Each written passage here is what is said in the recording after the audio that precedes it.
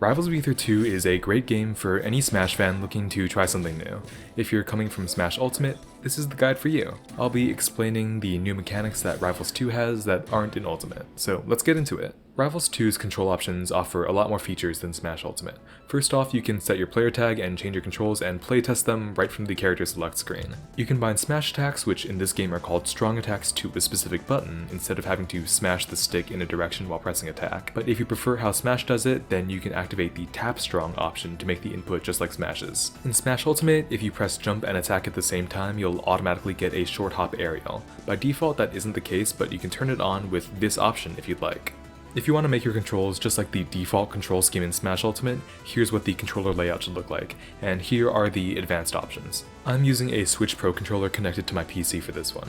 While we're on the character select screen, I should also explain that Rivals 2 differentiates skins and palettes. You switch a character's palette with the bumpers, or the L and R buttons on a Switch controller. You switch a character's skin with the triggers, or the ZL and ZR buttons on the controller. Each skin has their own set of palettes. You start off with no extra skins, just extra palettes, but you can unlock or buy more in the game's shop using the in-game currency. Let's get into an actual game. Rivals 2 lets you parry, which is very different from Smash Ultimate's perfect shield system. If you parry an opponent's move, you'll gain invincibility for about a second, and if the opponent is close enough, then you'll stun them. If you parry a projectile, then you'll reflect it. Parrying projectiles is great, and there's actually a wider window for parrying projectiles than there is for parrying physical attacks, so it's good to get your head around the timing. Another new mechanic that Rivals 2 has is a lot more special moves. If you're knocked down, then in addition to your usual wake up options like a getting up, rolling, and a get up attack, you also have a get up special which does something unique for each character. If you want to practice this, then you can press taunt in midair to enter this knockdown state. You also have a ledge special, which you can do by pressing the special button at ledge. Most notably, you can also choose between a normal pummel and a special pummel. Pummels work pretty differently than they do in Smash Ultimate. Your normal pummel will always do 8 damage no matter what character you're playing.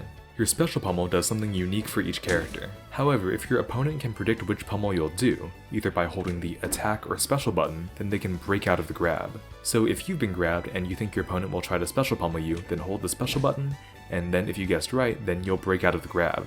After throwing somebody, they'll flash yellow for a bit until they're out of hit stun.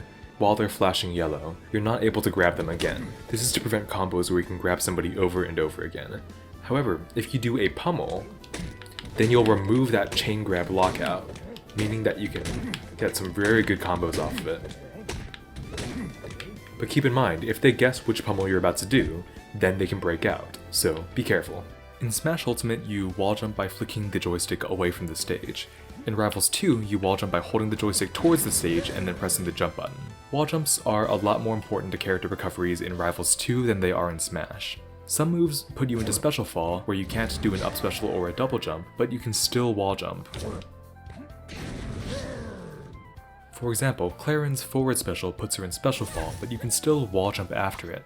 So the best recovery for Claren is usually using forward special, then a wall jump, then a double jump, then an air dodge, then up special.